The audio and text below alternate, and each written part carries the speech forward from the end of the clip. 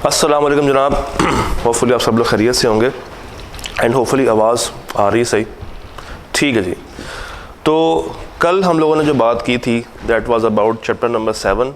हम लोगों ने उसको कंप्लीट किया था और मैंने आप सब लोगों से कहा था कि आप लोगों ने सवालों को घर पे सॉल्व करना है और फिर हम लोगों ने नेक्स्ट डे यानी कि आज उसके ऊपर डिस्कशन करनी थी। अब I knew for a fact कि आपको उन सवालों में मसले आए होंगे। That was why I wanted कि पहले आप लोग खुद उसको सॉल्व करें एंड देन हम लोग क्लास में उसको डिस्कस करें। आई कैप के ये जो सवाल है ना चैप्टर नंबर 7 के, कभी आई कैप उसको ये कहता है कि भाई हाँ ये सारी पार्टीज परफॉर्म करनी चाहिए, फिर कभी आई कैप ये कहता है कि नहीं, तकरीबन सेम सवाल होगा और आई कैप आपसे कहेगा सर ऐसा नहीं होता, सिर्फ एक भी परफॉर्म कर दे तो बहुत है। तो yes there are some things जो कि आपको लगेगा कि ये सवाल थोड़े से मुश्किल हैं, थोड़े से हैंडल करने में परेशानी होती है। तो चैप्टर नंबर 7 का जो भी सवाल हो, अगर तो वो आपको मिल रहा है जॉइंट प्रोमिजर से, अगर तो आपको मिल रहा है जॉइंट प्रोमिजर से, तो आपने एक रूल अपने माइंड में रखना है। एक रूल है, एक गोल्डन रूल है। सवाल दो तरह की बातें कर सकता है इन केस ऑफ जॉइंट प्रोमिजर्स। दो तरह की बातें वो करता है, या डिमांड की बात कर रहा होगा या परफॉर्मेंस की बात कर रहा होगा, या डिमांड की बात कर रहा होगा या परफॉर्मेंस की बात कर रहा होगा। तो गोल्डन रूल क्या है? गोल्डन रूल सर ये है कि आपने, उसको फोकस कीजिएगा, सब्जेक्ट मैटर को नहीं तोड़ना। सब्जेक्ट मैटर को आप नहीं तोड़ सकते, ऑब्जेक्ट को ब्रेक किया जा सकता है, ऑब्जेक्ट को तोड़ा जा सकता है। तो जब भी आपको सवाल मिले चैप्टर नंबर 7 से और उस सवाल में जॉइंट प्रोमिजर्स हों, तो सबसे पहले आपने अपने माइंड में ये चीज़ रिकॉल करनी है कि सवाल में जो कॉन्टेक्स्ट है वो डिमांड किया जा रहा है या वो परफॉर्म किया जा रहा है। क्या कोई पार्टीज परफॉर्मेंस डिमांड कर रही हैं या क्या कोई पार्टीज परफॉर्मेंस देने में इंटरेस्टेड है। तो सबसे पहले आपने ये देखना है कि ये सवाल डिमांड का है या परफॉर्मेंस का है। जब आप ये देख लेंगे तो फिर आपने आइडेंटिफाई करना है कि इसमें सब्जेक्ट मैटर कौन सा है और ऑब्जेक्ट कौन सा है। और आपको ये पता होना चाहिए कि आप उस सब्जेक्ट मैटर को नहीं तोड़ सकते हैं बट ऑब्जेक्ट को तोड़ा जा सकता है। फॉर एग्जाम्पल, अगर हम बात करते हैं डिमांड की, तो दो शख्स हैं मिस्टर ए और मिस्टर बी। इन्होंने डिमांड करना है मिस्टर सी और मिस्टर डी से। ए बी डिमांड कर रहे हैं सी और डी से। डिमांड क्या कर रहे हैं? कोई परफॉर्मेंस होगी। तो ए बी जो डिमांड कर रहा है, जो डिमांड कर रहा है, उसको हम कहेंगे कि वो सब्जेक्ट मैटर है, वो सब्जेक्ट मैटर है। सी डी जिससे डिमांड किया जा रहा है, जिससे डिमांड किया जा रहा है, वो क्या है? वो ऑब्जेक्ट है। तो ए बी जो डिमांड कर रहे हैं हम उनको तोड़ नहीं सकते। इसका मतलब ये है कि इन दोनों को हमेशा मिल के डिमांड करना पड़ेगा। इनको हमेशा मिल के डिमांड करना पड़ेगा, सी और डी से डिमांड मिल के होगा, मगर ऑब्जेक्ट को तोड़ सकते हैं। अगर सी से इनको परफॉर्मेंस मिल जाए काबिल कबूल है, डी से परफॉर्मेंस मिल जाए काबिल कबूल है, मगर ए बी इनको हम तोड़ नहीं सकते। खाली ए खाली बी सी डी से परफॉर्मेंस डिमांड नहीं कर सकते, इनको इकट्ठा जॉइंटली डिमांड करनी पड़ेगी। हाँ, परफॉर्मेंस अगर सी दे दे तब भी सही है, डी दे दे तब भी सही है। तो जो डिमांड कर रहा है वो कौन है? मेरा सब्जेक्ट मैटर। और जिससे डिमांड किया जा रहा है वो कौन है? मेरा, वो मेरा ऑब्जेक्ट है। तो कभी भी जब आप लोग परेशान हो कि सर इन सवालों में आई कैप कभी कोई बात कर रहा है, कभी कोई बात कर रहा है, सवाल भी तकरीबन एक जैसे हैं, समझ नहीं आ रही क्या करूं, तो आपने ये रूल हमेशा माइंड में रखना है, सब्जेक्ट मैटर कौन सा है और ऑब्जेक्ट कौन है। सब्जेक्ट मैटर को तोड़ नहीं सकते, ऑब्जेक्ट को तोड़ा जा सकता है। आइए इसके सवाल देखते हैं। एज यू ऑल नो, हम लोग कहानी को स्टार्ट करते हैं हमेशा आखिरी जो सबसे लास्ट अटेम्प्ट होती है उससे। Spring 10, Sohail and Afaq lent ₹2 million to Mohsin, Laila and Faizan jointly. Sohail Afaq ये दो लोग हैं, इन्होंने मोहसिन को, लैला को और फैज़ान को जॉइंटली 2 मिलियन दे दिए, यानी कि इन्होंने अपनी परफॉर्मेंस यहाँ पे पूरी कर दी। ऑन ड्यू डेट, जब ड्यू डेट आई, जब पैसे वापस करने की बारी आई, लैला बिकेम इंसॉल्वेंट। ये जो लैला है जिसको पैसे दिए थे इन 3 पार्टीज में से, ये क्या हो गई? Insolvent. Without informing Sohail, Sohail कौन है? ये भाई, इसको बताए बगैर Afaq wants Mohsin to repay the full amount. Afaq चाहता है कि सोहेल को बताए बगैर तुम मोहसिन मुझे सारे के सारे पैसे दे दो। Under the provisions of the contract act explain whether Mohsin can be compelled to pay the full amount to Afaq. क्या आफाक खाली अकेला मोहसिन को कंपेल कर सकता है? तो ज़रा सोचें, सोहेल और आफाक ये डिमांड कर रहे हैं, ये परफॉर्मेंस को डिमांड कर रहे हैं, तो ये क्या हो गए? Subject matter. क्या इनको तोड़ा जा सकता है? The answer is no. तो आफाक को सोहेल के साथ ही डिमांड करना पड़ेगा, आफाक को सोहेल के साथ ही डिमांड करना पड़ेगा। और अगर वो दोनों मिल के डिमांड कर रहे हैं, किसके? मोहसिन से। अगर मिल के डिमांड कर रहे हैं मोहसिन से, तो यस, ऑब्जेक्ट को तोड़ा जा सकता है। मोहसिन 2 मिलियन पे करेगा और फिर बाकियों से रीइंबर्स कर रहा होगा। अब वो रीइंबर्स भी कैसे करेगा? लैला तो हो गई है इंसॉल्वेंट, लेट्स सपोज उसके पास 0 रुपीज़ है, कुछ भी नहीं है, तो फिर ये 2 मिलियन इन 2 पार्टीज में, मोहसिन में और फैज़ान में, इक्वल शेयर्स में डिवाइड हो जाएंगे। तो रूल आपने हमेशा याद रखना है कि सब्जेक्ट मैटर को तोड़ना नहीं है और ऑब्जेक्ट को आप तोड़ सकते हैं। अगला सवाल देखते हैं। Spring 11, Myanmar promised to manufacture and deliver to Nasir remote control twice helicopters of agreed specifications in the first week of March। ठीक है, उसके बाद क्या हुआ?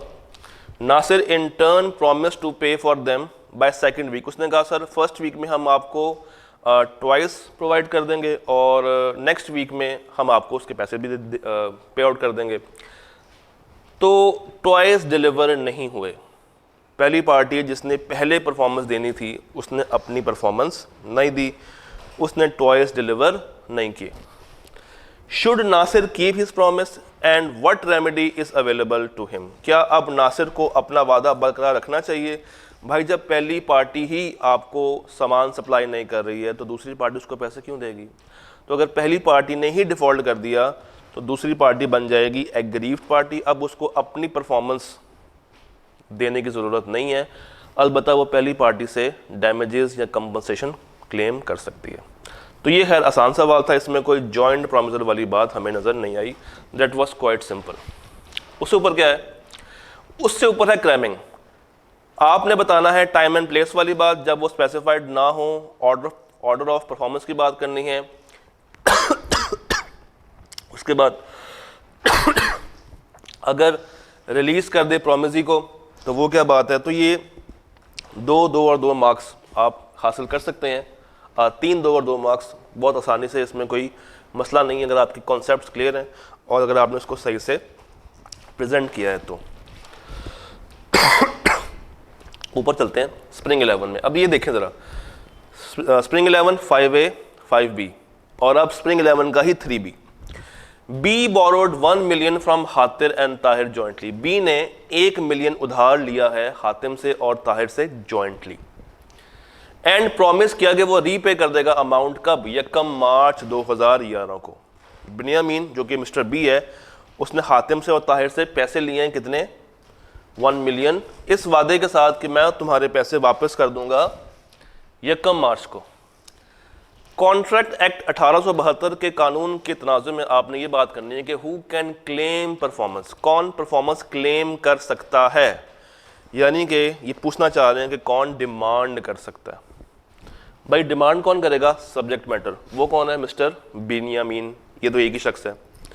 तो both Hatim and Tahir are alive on due date. तो अच्छी बात है, अगर दोनों जिंदा हैं तो वही करेंगे। हातिम की डेथ हो गई तो हातिम के लीगल वारसान और बिन्यामीन को कौन पैसे देगा? Tahir.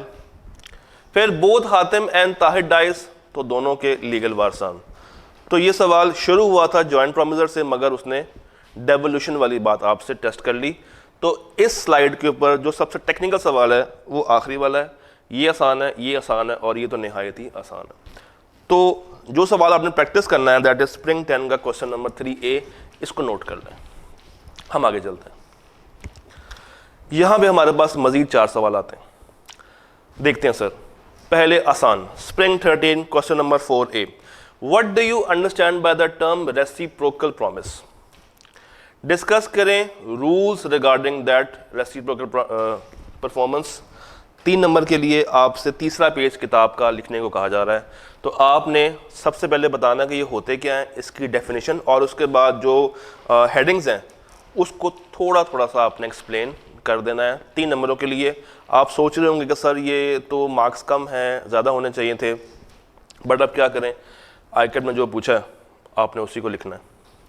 Saima and Nishad jointly own many exotic sets of bridal jewellery. हम लोग आ गए हैं ऑटम 11 पे। नगीन ने बोरो किया है एक set from them for her wedding and agree to return it after the wedding. Saima और निशाद दोनों की जॉइंट ओनरशिप में कुछ इंडियन एग्जॉटिक सेट्स हैं, यानी कि वो सेट्स जो कि आप शादी पे इस्तेमाल करते हैं। साइमा निशाद दोनों के जॉइंटली ओनरशिप में है। नगीन ने उसको बोरो किया, नगीन ने उससे उधार लिया। अच्छा जी, in the absence of any agreement between them to whom should Nagin return the jewellery. Nagin किसको रिटर्न करे। अब यहाँ पे डिमांड नहीं कर रहा कोई, यहाँ पे अगर हम लोग बात जरा गौर से देखें तो कोई डिमांड नहीं कर रहा। सवाल ये आपसे पूछ रहा है कि नगीन किसको जाके वापस करे, नगीन किसको जाके वापस करे, यानी कि नगीन परफॉर्मेंस किसको दे। तो यहाँ पे सब्जेक्ट मैटर कौन है, नगीन। ऑब्जेक्ट कौन है, साइमा और निशाद। सब्जेक्ट मैटर को नहीं तोड़ना, वो तो पहले से ही एक है, ठीक है। मगर ऑब्जेक्ट को तोड़ा जा सकता है। तो ये जो नगीन है ये अगर सिर्फ साइमा को दे आए तब भी सही है, और अगर सिर्फ निशाद को दे आए तो तब भी ये सही माना जाएगा। तो अगेन वही रूल है, सब्जेक्ट मैटर को नहीं तोड़ना मगर ऑब्जेक्ट को आप तोड़ सकते हैं। हमें आखिरी 2 सवाल समझ आए। अब जरा ऊपर चलते हैं स्प्रिंग 14 में। सर स्प्रिंग 14 क्या कहता है, Baqir and Qurban jointly borrowed a sum of ₹6 lakh from Atif and Salim. 2 उस साइड पे हैं, 2 इस साइड पे हैं। इन्होंने पैसे उधार ले लिए हैं आतिफ से और सलीम से, और अमाउंट कितनी है, 6 लाख पैसे उधार ले लिए हैं। अब आगे चलते हैं। On the date of payment, जब पेमेंट की डेट आई, जब पैसे वापस करने की डेट आई, Baqir paid ₹6 lakh to Atif which he accepted. इन दोनों ने पैसे लिए थे, किन से लिए थे, आतिफ से और सलीम से। और अब पेमेंट की डेट आ गई है, पेमेंट की डेट आ गई है, यानी कि आतिफ और सलीम ने डिमांड करनी होगी। आतिफ और सलीम ने वो पैसे डिमांड करने होंगे कि भाई पेमेंट की डेट आ गई है, पैसे दे दो। तो ये कौन हो गए मेरे, आतिफ और सलीम मेरे कौन है, सब्जेक्ट मैटर, और बाकिर कुर्बान कौन है, ऑब्जेक्ट। बाकिर ऑब्जेक्ट ने 6 लाख पे कर दिया सिर्फ और सिर्फ आतिफ को, जो कि उसने एक्सेप्ट भी कर लिया। भाई सब्जेक्ट मैटर को तोड़ा नहीं जा सकता। तो यहाँ पे वो 6 लाख रुपया आतिफ और सलीम दोनों को ही पे करना होगा, आतिफ और सलीम दोनों को ही पे करना होगा।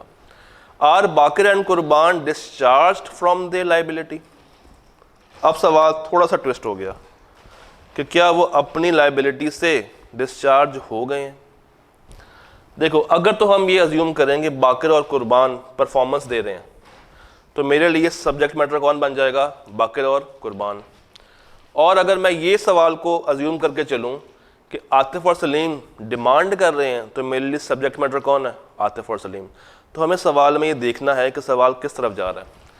आर बाकिर एंड कुर्बान डिस्चार्ज्ड फ्रॉम द लायबिलिटी, क्या वो अपनी लायबिलिटी से डिस्चार्ज हो गए हैं अगर वो किसी एक को पे कर दें, अगर वो किसी एक को पे कर दें। तो अब अगर मैं ये देखूं और इसको परफॉर्मेंस की निगाह से देखूं, तो मेरे लिए सब्जेक्ट मैटर कौन है, बाकिर एंड कुर्बान। बाकिर एंड कुर्बान जब मेरे सब्जेक्ट मैटर हो गए तो इसको तोड़ा नहीं जा सकता। इसका मतलब है कि बाकिर और कुर्बान ने मिल के आतिफ या सलीम को पैसे देने थे। तो इस केस में क्या है, अगर सिर्फ बाकिर पैसे दे रहा है तो वो डिस्चार्ज नहीं माना जाएगा। तो आप उसको डिमांडिंग साइड से कर लें या उसको परफॉर्मिंग साइड से कर लें, इन द एंड आपका आंसर एक ही निकलेगा कि वो डिस्चार्ज नहीं है।